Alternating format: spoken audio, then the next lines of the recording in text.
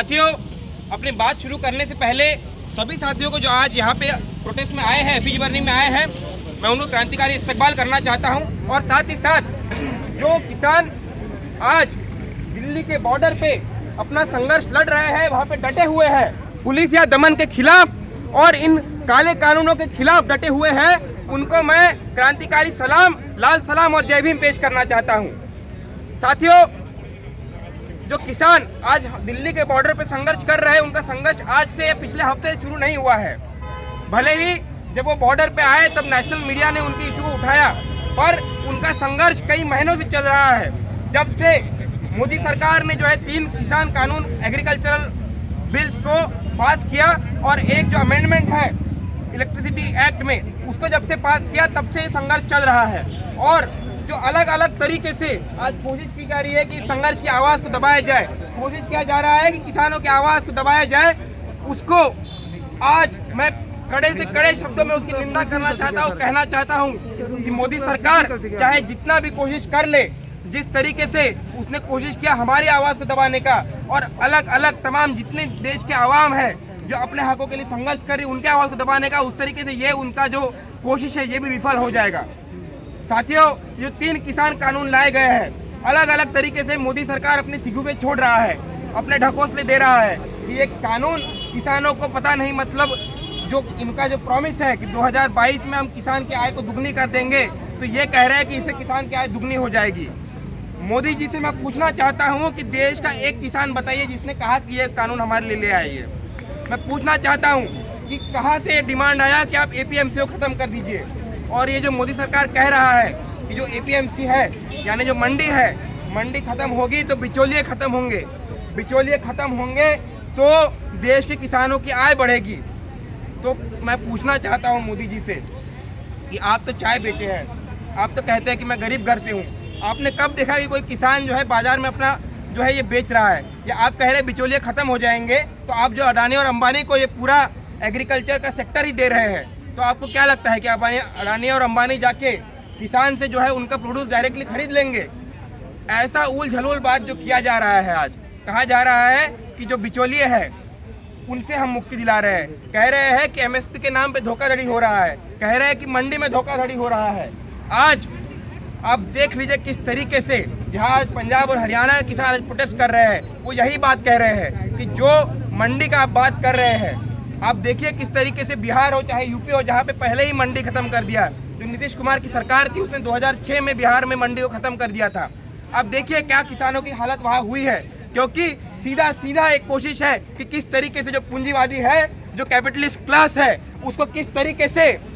पूरा का पूरा एग्रीकल्चर सेक्टर थोक के भाव में बेचा जाए, किस तरीके से किसानों के जिंदगियों के साथ खेला जाए और किस तरीके से उनके आय के नाम पे उनके साथ खिलवाड़ किया जाए। ये पूरा एक कोशिश आज मोदी सरकार कर रहा है। और इसे करने का क्या कारण है? करने का कारण यही है कि ये मोदी सरकार आज चल रहा है अडानी और अंबानी से, ये रिमोट कंट्रोल की सरकार है। आप देखिए जो एक लॉकडाउन उन्होंने इम्पोज किया था कोरोना के नाम पर, देश का GDP निगेटिव में चले गया, निगेटिव 24% में चला गया है। देश में मजदूर सड़क पे आ गए हैं, देश में लोगों की आय खत्म हो गई है, नौकरियां नहीं है, पर किसकी संपत्ति बढ़ी है? लॉकडाउन से लेके अब तक के आप देखिए, अंबानी की संपत्ति 25% से बढ़ गई है, अडानी की दुगना हो गई है। आज देश में इतना बुरा हालत होने के बावजूद, जब यहाँ पे छात्रों को छात्रवृत्ति नहीं मिल रही है, यहाँ पे युवाओं को रोजगार नहीं मिल रहा है, किसानों के साथ खिलवाड़ किया जा रहा है, अडानी और अंबानी को मेरा पूरा विश्वास है कि नरेंद्र मोदी और अमित शाह ने खाली पेपर पे साइन करके दिया कि आप ये कागज लीजिए, आपको जो अपना बिल बनाना है वो इस पर लिखिए और हमको दीजिए, हम बिल बना देंगे। ये इस सरकार की सच्चाई है। और इसीलिए आज जो किसान प्रोटेस्ट कर रहे हैं JNU की तरफ से, हम लोग पूरी तरीके से उनके सॉलिडारिटी में है, उनके सपोर्ट में है कि जब तक के ये तीनों कानून वापस नहीं लिए जाते, जब तक के इलेक्ट्रिसिटी बिल में अमेंडमेंट वापस नहीं लिया जाता, जब तक MSP को गारंटी नहीं किया जाता और बाकी तमाम उनके डिमांड्स को सरकार मीट नहीं करती, तब तक के ये प्रोटेस्ट जारी रहेगा। और आज अगर मोदी सरकार को लग रहा है कि सिर्फ किसान खड़े हैं तो ये झूठ है। आज किसानों के साथ छात्र खड़े हैं, मजदूर खड़ा है, देश का पूरा आवाम खड़ा होगा और मोदी सरकार को समझ में आएगा जो उसका ढकोसला था 2014 में कि बहुत हुआ किसानों पे वार, अब की बार मोदी सरकार ये कहते हुए जो सरकार आई और आकर किसानों के ऊपर ही वार करना शुरू कर दी, तो आज ये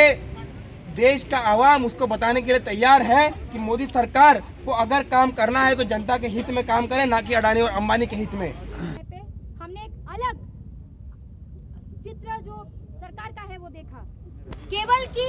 वो कृषि कानून को लेके आए और बिना डिस्कशन के, जहाँ पे किसानों पे एक लॉ लाया जा रहा है, बिना किसानों से बात करके राउंड द टेबल अदानी और अंबानी जैसे कॉर्पोरेट से बात करके कृषि कानून को पास करवाया गया। और इस बात को